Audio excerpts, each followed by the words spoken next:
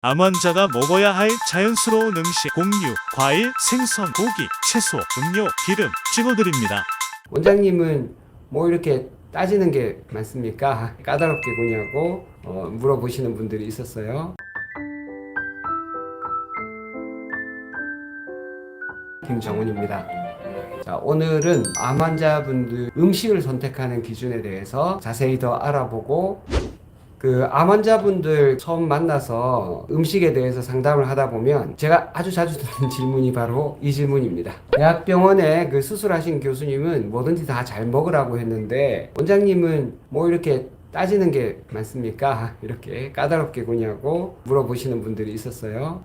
이유는 두 가지입니다. 첫 번째는 수술을 하셨잖아요. 수술하셨기 때문에 지금은 일단은 체력을 회복하는 게 우선입니다. 그러니까 뭐라도 잘 먹어야 돼요. 그래서 일단 체력을 회복해야 수술 후유증에서 극복할 수 있기 때문에 뭐라도 일단은 잘 드시라고 대학병원 교수님들은 그렇게 얘기하는 거죠. 뭐 사실 입맛이 없어가지고 아무것도 먹기 싫은데 그렇다고 아무것도 안 먹고 그냥 지낼 수는 없으니까 뭐라도 입맛에 맞다면 다 골고루 잘 드시라고 보통 대학병원 교수님들 그렇게 얘기하시는 거죠. 두 번째는 이제 항암하고 이렇게 몸이 처져 있는데 이 상태에서 뭐 어느 게 더 좋냐, 채소가 좋냐, 고기가 좋냐 이런 거 뭐 별로 따지고 있을 상황이 아니라는 거죠. 방사선 치료도 마찬가지입니다. 방사선 하시고 나면 굉장히 뭐 속도 불편하시고 뭐 피부도 탄력을 잃고 이런 온갖 증상들이 다 나타납니다. 피로하고 또 침이 마르기도 하고 삼키기도 어렵고 뭐 속도 불편하고 왜냐하면 이제 장 점막에 있는 세포들이 막 탈락하기 때문에 실제로는 너무너무 불편한 상황이에요.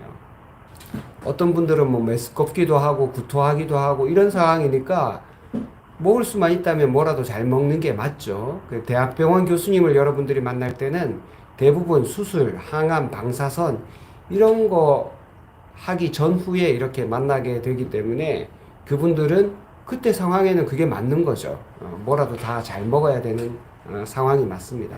또 두 번째는 암 환자분들이 대학병원에 6개월이든 1년이든 이제 한 번씩 다 수술도 항암도 다 끝나고 난 다음에 갈 때도 대학병원 교수님들은 그런 때도 뭐 골고루 잘 먹으라 이런 얘기를 하신다는 거예요.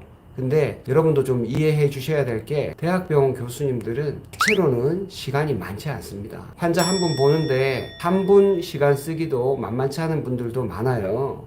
대학병원 교수님들은 수술도 해야 되죠. 의과대학 학생들도 가르쳐야 되죠. 진료도 봐야 되죠. 논문도 써내야 돼요. 그러니까 대학병원 교수님들 진짜로 바빠요. 그러니까 여러분들한테 미주알 고주알 어떤 음식이 좋고 또 어떤 음식은 몸에 안 맞는지 이걸 다 따져가면서 얘기할 시간이 또 별로 없습니다. 그런 한계가 있어요. 그리고 실제 대학병원 교수님들은 여러분들을 일단 살려놓는 것을 목표로 하는 분들입니다. 수술을 하든지 항암을 하든지 방사선을 하든지 해서 일단은 살려놓는 겁니다. 살려놓는 거. 그것만 하기에도 너무 바쁘기 때문에 그 뒤에 어떻게 살아가야 될 것인가, 어떤 음식을 선택해야 될 것인가, 이거는 좀 다른 문제입니다. 그러니까 그분들이 현실적인 한계 때문에 골고루 다 말씀을 드리기가 좀 어려운 현실적인 문제가 있습니다. 그런데 암 환자분들을 재활하는 입장에서는 실제로 음식이 너무너무 중요한 것이 사실이잖아요. 우리 처음에 얘기했듯이 암이 예전에는 유전병이다. 유전자의 문제가 생겨서 그런 거다. 부분적으로는 맞고 실제 부모님한테서 물려받는 그런 방식의 유전은 5%밖에 되지 않는다는 게 지금은 다 밝혀졌죠. 그러니까 음식이나 여러 가지 환경적인 문제 이런 거 후성 유전학이라고 하는데 이런 우리가 살아가면서 문제가 되는 그런 것들이 암에는 훨씬 더 큰 영향을 미친다.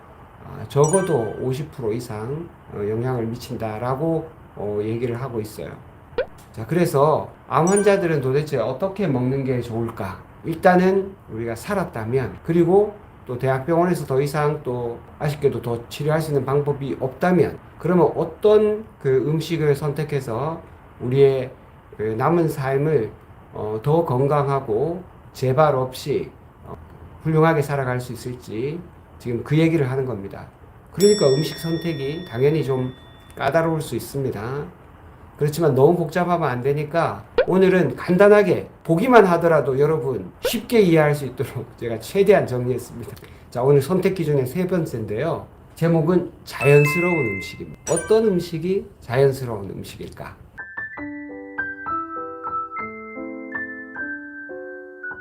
암 환자분들이 음식을 고르는 방법 한마디로 정리하면 이겁니다. 자연식품, 자연 그대로의 식품, 가공을 하더라도 조금만 최소한 가공하는 거. 자연식품, 그 다음에 저가공식품까지는 그래도 봐줄만 합니다. 여기서부터는 주의해야 됩니다. 고가공식품, 가급적이면 먹으면 안 됩니다. 먹더라도 아주 조금만. 초고가공식품, 완전 피하는 것이 좋겠죠. 딱 보기만 하더라도 여러분이 딱딱 알 수 있는. 자, 여기 그 자연식품은 공유라면 껍질을 까지 않은 통곡류가 자연식품이 되겠죠. 두 번째는 자연식품을 조리하는 방법에 따라서 저가공식품이 될 수 있습니다. 이렇게 감자를 그대로 삶아서 먹거나 쪄서 먹으면은 제가 저가공식품이 아니라 거의 자연식품에 얘기했을 거예요. 감자를 그냥 생으로 먹을 수는 없으니까. 근데 요거는 감자를 구웠지 않습니까? 요러면은 자연식품이라기보다는 저가공식품으로 제가 분류했습니다. 지금 제가 이렇게 분류한 거는 그 어떤 학자가 분류한 그런 게 아니에요. 제가 여러 가지 논문들과 자료들을 찾아서 제 나름대로 정리한 것이기 때문에 칼로 두부 자르듯이 딱딱 나눌 수는 없지만 그래도 요걸 참고해서 여러분이 음식을 선택한다면 고민을 많이 좀 줄일 수 있을 거예요. 자, 그런데 감자를 그냥 구워 먹으면 저가공식품 정도가 되는데 밀가루다. 밀가루를 이렇게 붕어빵으로 해서 먹으면은 고가공식품이 됩니다. 붕어빵이 있고 잉어빵이 있습니다. 자, 여러분 요거 구분하시겠습니까? 잉어빵과 붕어빵에 엄청난 차이가 있어요. 지금은 붕어빵이 거의 없습니다. 모양이 붕어라고는 해도 실제로는 지금은 거의 잉어빵이 평정했습니다. 붕어빵과 잉어빵의 차이를 모르시는군요, 여러분. 큰일 납니다. 그러면은 고가공식품하고 초고가공식품을 구분을 못 하시는 거예요. 오늘 끝까지 들어보시면 붕어빵이 그나마 잉어빵보다는 낫다는 걸 아시게 될 거예요. 붕어빵과 잉어빵의 차이점에 대해서도 오늘 말씀드리도록 하겠습니다. 자, 일단 공유부터 얘기하겠습니다. 공유는 말할 것도 없이 통공유를 그대로 먹으면 좋겠죠. 그렇지만 삶는 거, 찌는 거, 이 정도 조리 과정까지는 통공유도 자연식품이라고 볼 수 있겠습니다. 자, 두 번째, 여기는 껍질을 다 깠죠? 이렇게 도정한 공유. 일단 도정을 했다면 자연식품은 아니라고 보는 겁니다. 가공식품이다. 대신에 가공을 많이 하진 않았죠. 그래서 저가공식품이다. 자, 자연식품이 제일 좋고 저가공식품까지는 그런대로 괜찮습니다. 자, 근데 쌀도 고가공식품으로 넘어갑니다. 이렇게 되면 고가공식품인 거예요. 쌀을 가루로 냈다. 그래서 고가공이 된 거죠. 가공은 여러 번 한 겁니다. 거기에다가 온갖 맛있는 것들을 넣어가지고 이렇게 쪘다. 여기다 기름을 발랐다. 이렇게 되면 이제 고가공식품이 되는 거예요. 자, 그 다음에 이건 어떻습니까? 떡볶이는 고가공식품일까요? 초고가공식품일까요? 자, 잘 보세요. 떡볶이는 고가공입니다. 자, 초고가공식품을 보여드리겠습니다. 떡볶이가 소떡으로 바뀌면 초고가공이 됩니다. 초고가공. 무슨 차이가 있죠? 그렇죠. 튀겼죠. 왜냐하면 식용유 자체가 초고가공입니다. 그러니까 자연식품이라도 튀겨버리면 초고가공으로 바뀌는 겁니다. 이거 아셔야 돼요. 기름을 약간 바르는 거, 이런 것들은 그냥 고가공 정도로 끝나겠지만 아예 튀겼다. 그러면은 초고가공이 되는 겁니다.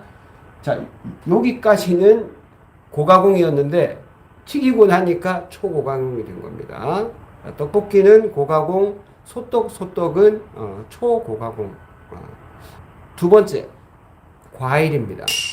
그냥 과일, 껍질째 먹을 수 있다면 자연식품이죠. 너무 좋죠. 과일은 껍질째 먹을 수 있으면 좋습니다. 그러니까 유기농이면 껍질째 먹기 좋겠죠. 그리고 깨끗하게 씻어가지고 어쨌든 그 농약 잔류물이나 이런 것들을 최소한 줄여가지고 그대로 먹으면은 자연식품. 두 번째, 요거는 말렸지 않습니까? 말리면 수분이 날아갑니다. 엄청 당도가 높아져요. 맛있기는 하지만 당도가 높아집니다. 곶감 같은 거는 저가공식품이 되겠죠. 자, 말려도 이렇게 말리는 거하고 이렇게 말리는 거하고는 또 다릅니다. 과일이니까 좋지 않겠냐? 좋지 않습니다. 설탕 덩어리입니다. 설탕 덩어리. 말렸는데 전부 다 설탕에다가 도배를 했어요. 이거는 고가공 식품입니다. 과일이라도. 그러면 과일 중에서 초고가공 식품은 뭘까요? 그렇죠. 탕후루. 초고가공 식품이죠. 과일 주스, 이 초고가공입니다. 100% 과일이라는데 그렇지 않습니다. 집에서 짜서 먹지 않는 한, 그리고 그런 특별한 가게에 가서 이렇게 그대로 먹지 않는 한 과일 주스는 다 농축해요. 첨가물을 넣습니다. 농축해서 다시 희석합니다. 그 과정에서 다 초고가공 식품이 되는 거예요. 과일 통조림, 이건 초고가공입니다. 설탕이 막 스며들죠. 그런데 우리가 어릴 때는 이거 황도 복숭아 통조림 이게 엄청 맛있었어요. 그때 아버지가 병원에 계셨을 때인데 저는 병원에 있는 사람들한테는 그때 당시에 이 과일 통조림, 복숭아 통조림 사오는 것이 아주 좋은 일이었어요. 그래서 저는 아버지 병실에서 누가 그 통조림 가져오면 그거 먹느라고 되게 좋았던 기억이 있습니다. 워낙 드물어가지고. 근데 그때는 그게 희귀했다는 거죠. 지금 이거 흔해 빠졌지 않습니까?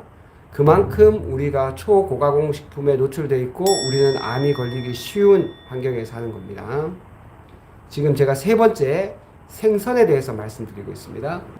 연어 너무 좋죠. 굉장히 좋은 식품입니다. 이런 연어는 좋습니다. 여기 어딜까요? 알래스카입니다. 여기 알래스카 연어를 직접 잡는 거죠. 낚시해서 연어 낚시하는 겁니다. 되게 좋은 식품이죠. 자연식품 좋습니다. 우리가 근데 먹는 연어는 대부분 어디에서 올까요? 그렇죠. 노르웨이산이죠. 자, 노르웨이산은 자연식품일까요? 아닙니다. 네, 양식입니다. 전부 다 양식이에요. 양식이면은 그 먹이만 주는 게 아니겠죠. 먹이도 사료를 많이 주겠지만 얘네들은 막 그 물속에 있는 뭐 그 작은 거 뭐 잡아먹고 뭐 해초류 먹고 이렇게 안 하죠. 사료 먹죠, 대부분. 그리고 그 사료 안에는 뭐가 있다? 그렇죠. 항생제 도배를 합니다. 도배를. 좁은 데서 몰려서 하니까 쉽게 병들 수 있어요. 그래서 항생제랑 또 심지어는 뭐 색소도 준다고 하는데, 그러니까 아무리 연어라도 이렇게 양식을 했다 그러면은 가공식품으로 쳐줘야 됩니다.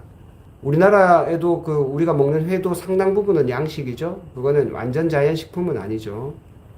자, 이렇게 되면 통조림이 됐다 그러면은 고가공식품에 들어갑니다. 생선 통조림을 저는 초고가공식품으로 분류를 하려고 하다가 진짜 초고가공이 있더라고요. 자, 보세요. 생선 통조림을 튀겼어요. 이런 게 있더라고요. 이런 거를 꽁치 통조림을 이렇게 튀겨서 먹더라고요. 이런 건 초고가공이죠. 초고가공. 자, 세 번째 생선에 대해서 말씀드렸고요. 네 번째 육류입니다. 육류. 예전에 돼지고기 방목하는 돼지고기를 샀거든요. 정말 너무너무 맛있었어요. 그 돼지를 어떻게 키우냐 하니까 그 산에서 그냥 방목하는데 이 상품으로 쓸 수 없는 막 과일, 밀기울 같은 거 뭐 이런 거를 준대요. 정말 돼지고기 너무너무 맛있더라고. 비싸. 보통 돼지고기보다 한 두세 배 비쌌던 것 같아요. 그렇지만 이렇게 방목한 돼지고기 너무 좋죠. 오늘은 제가 두 군데 그 이름을 얘기할 거예요. 이제까지 업체 이름을 뭐 얘기한 적이 없는데 물론 저희 채널에서 돈을 받지는 않습니다. 근데 제가 직접 먹어본 데라서 여기는 킹스 파머스라는 데고요. 요렇게 진짜 이제 닭들을 다 방목을 하는데 킹스 파머스가 좀 특이한 거는 닭들이 수탉 한 마리에 암탉이 뭐 열 몇 마리 이렇게 된대요. 그리고 이렇게 방목을 해놔도 막 서로 싸운답니다. 그러다 보면 막 싸우면서 다치고 뭐 그러면은 또 거기다가 또 약 발라줘야 되고 항생제 쳐야 되고 그래서 힘들답니다. 닭을 방목을 한다 해도 혼숙하면 안 돼요. 혼숙. 한 가정끼리 따로 지내야 된답니다. 그래 여기는 좀 옛날 사진인 것 같은데 몇 년 전부터 킹스파머스 여기에서는 닭을 가족 단위로 구분해가지고 방목한다 하더라고요. 다른 집안하고 그 가정 파괴범 못 들어오도록. 그래가지고 여기는 되게 평화롭게 그 닭들을 키우는 그런 곳이고 계란 진짜 맛있습니다. 전 삶은 계란 뭐 그렇게 맛있다고 생각을 안 했는데 여기는 삶은 계란 진짜 맛있고 계란에다가 이쑤시개를 한번 꼽아봤어요. 제가 한 30개까지 꼽았는데도 안 터져 노란자가. 되게 신선하고 근데 여기는 인터넷에서 주문하면 보통 한 3일, 5일 정도 이내에 그 낳은 달걀을 갖다 주기 때문에 되게 신선하고 맛있습니다. 보통 일반적으로 우리가 마트에 가서 계란 사면은 아무리 빨리 와도 20일 이상 되거든요. 유통 과정이 길기 때문에. 자, 저런 것들은 이제 가연식품이죠. 근데 대부분 닭은 이렇게 몇 층 되는 닭장 이 아파트에 얘네들 돌아다니지도 못합니다. 앉아다 섰다밖에 못해요. 맨날 먹고 밤에도 여기 보세요. 불 다 켜놨죠. 네. 밤에도 계속 먹고 닭들은 하여튼 이렇게 해서 수명이 굉장히 짧습니다. 보통 50일 되기 전에 이제 대부분 다 잡고요. 그때 되면 사실은 병아리나 마찬가지인데 하도 먹여가지고 막 이 비만해진 병아리를 우리가 닭이라고 그렇게 알고 있는 거예요. 그렇지만 어쩌겠습니까? 다 저렇게 방목하는 닭을 먹을 수도 없고 이 정도까지는 그래도 그 저가공 식품이라고 보겠습니다. 요거는 하몽인데요. 돼지고기를 이거는 가공을 하긴 했지만 뭐 별로 다른 걸 많이 첨가하지 않았어요. 그냥 말린 거 정도기 때문에 곶감하고 비슷한 거죠. 그래서 하몽 정도면 저가공 식품이라고 얘기할 수 있겠습니다. 이렇게 되면 이제 고가공 식품으로 들어가는 거죠. 햄, 소시지를 제가 초고가공 식품으로 넣으려고 하다가 요거까지는 그래도 그냥 고가공 식품으로 넣자. 물론 IARC에서는 이거를 발암물질로 1군으로 이제 얘기를 하긴 했지만 제가 보기엔 이거보다 더 센 놈이 있어가지고 자 이렇게 되면 이제 초고가공이 되는 거죠. 여기서는 이제 최종 당산화물도 많이 나오고 여러 가지 발암물질 뭐 벤조피렌 같은 그런 발암물질도 나오고 하기 때문에 이 정도 되면 진짜 초고가공입니다. 이건 무조건 피해야 되는 거죠. 또 하나 우리가 사랑하는 식품이지만 초고가공이 있습니다. 탕수육. 자, 이 탕수육은 왜 초고가공이냐? 저기 중국집에서 돼지고기를 저렇게 방목한 돼지고기를 쓸 일은 없겠죠. 심지어는 제가 중국집에서 탕수육을 준비하는 과정을 봤습니다. 그날따라 아무도 그 손님이 없었어요. 저밖에 없었어요. 제가 전공의 할 때인데 나는 처음에는 저게 그 탕수육이라고 생각 못하고 무슨 두부를 만드는 줄 알았어요. 그러니까 고기가 붉은색이어야 되는데 흰색이야. 돼지고기인데 어떻게 돼지고기가 흰색이지? 제가 여쭤봤습니다. 어디 칠레인가? 어디 남미 어디에서 이제 냉동으로 수입한 거를 다시 냉동한 거를 저기 해동을 하고 뭐 이렇게 오래되고 나니까 고기 같지 않고 이게 두부같이 하얗게 생겼어요. 그렇게 생긴 돼지고기를 잘라가지고 이렇게 탕수육을 해주시더라고요. 깜짝 놀랐습니다. 그걸 미리 알았으면 안 먹는 건데 먹긴 먹었습니다. 왜냐하면 튀기면 맛있거든요. 거기다가 밀가루를 얹고 거기다가 설탕을 도배를 한 이 식품은 진정한 초고가공 식품입니다. 자, 세 번째, 우유 같은 거 있죠. 우유도 그 자체가 사실은 꼭 나쁘다고 할 수는 없어요. 그렇지만 다른 일반적인 우유는 제가 언급을 하지 않겠습니다. 우유는 이렇게 완전히 자연적인 우유가 아니라면 안 드시는 것이 좋습니다. 별로 도움이 되지 않습니다. 젖소 자체도 밀실 사육을 한다든지 항생제라든지 성장 촉진제를 많이 쓰고 사료도 전부 다 GMO 사료를 하도 많이 먹기 때문에 자연적인 우유가 아니라면 우유는 드시지 않는 게 좋습니다. 그래도 정 먹어야 된다. 차라리 산양유 같은 걸 드시는 게 더 좋습니다. 다음 채소입니다. 채소는 비교적 안전해요. 왜냐하면 채소는 가공을 별로 많이 안 하거든요. 그리고 신선식품이기 때문에 거의 대부분의 잎채소가 다 좋습니다. 색깔이 진한 것 다 좋고요. 자, 그런데 뿌리채소. 잎채소보다는 조금 못한데 고구마가 그나마 감자보다는 조금 낫다는 뜻이죠. 생으로 먹을 때 그렇습니다. 생으로. 자, 감자는 근데 생으로 못 먹죠. 그러니까 어쩔 수 없이 이렇게 찍어다 삶습니다. 요거까지는 그래도 자연식품으로 봐줍니다. 그런데 구웠다. 조리 과정이 달라지면서 이거는 저가공식품에 들어가는 거죠. 저가공식품. 자, 그런데 감자를 구워도 요렇게 구우면 저가공인데 요렇게 구우면 고가공이에요. 기름에다가 구웠죠. 맛있어 보이죠? 그렇지만 고가공입니다. 이거. 자, 근데 감자의 진정한 초고가공 식품이 있습니다. 뭘까요? 초고가공. 감자 가루로 가지고 과자로 만들었죠. 이게 다. 자, 여러분 요새 기술이 좋아져 가지고 기름기가 별로 없는 듯한 그런 느낌이 드는 과자가 많습니다. 근데 뒤에 살펴보시면 유처리 제품이라고 쓰여 있습니다. 다시 말씀드리지만 튀기면 전부 다 초고가공. 자, 다음은 마시는 거에 대해서 알아보겠습니다. 그냥 물 제일 좋죠. 정수기 물도 좋고 그냥 물이 제일 좋습니다. 그런데 커피까지는 저가공으로 보겠습니다. 아메리카노 콜레스테롤 잘 올라갑니다. 이거 콩 다 기름이잖아요. 이거 콩기름입니다. 콩기름. 커피가 약간 구수하다는 느낌 콩기름 때문에 그렇습니다. 콩기름 때문에. 그래서 가급적이면 드립으로 드시라고 말씀드리고 싶어요. 드립으로 하면 거름종이에서 기름기가 조금 걸러집니다. 그러니까 드립을 드시면 좀 더 낫다.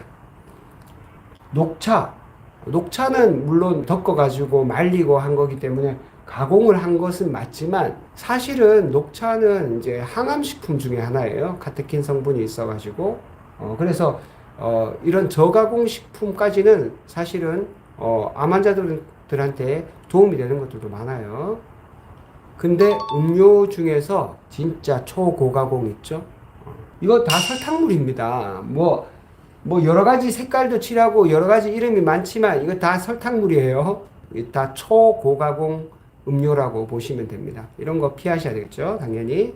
암 환자분들은 혈당이 급속도로 올라갈 때 그만큼 치명적이다. 암세포만 좋은 일을 시키는 거다. 말씀드렸죠. 자, 이번에는 기름입니다. 올리브 그대로 먹거나 아보카도 그대로 먹으면 기름기가 느껴지는 거 있지 않습니까? 코넛, 생선기름 너무 좋죠. 자연적인 기름은 대부분 좋습니다. 대부분. 이런 코코넛 그리고 MCT 오일은 이제 가공을 한 것이긴 하지만 중세지방산이라고 해서 우리 몸에서 지방으로 잘 쌓이지 않고 대부분 바로 에너지로 쓰이기 좋은 형태이기 때문에 MCT 오일은 암 환자분들한테도 추천할 만합니다. 자, 그런데 왼쪽 오른쪽 어느 쪽이 붕어빵일까요? 자, 요거 두 개 골라보세요. 왼쪽이 붕어빵입니다. 비슷하게 생겼죠? 자, 붕어빵과 잉어빵은 사실 생김새 보고 확인하는 게 아닙니다. 진정한 붕어빵과 잉어빵의 차이는 첫 번째가 얘는 속이 보이지 않습니다. 팥이 적어요. 얘는 팥이 엄청 많습니다.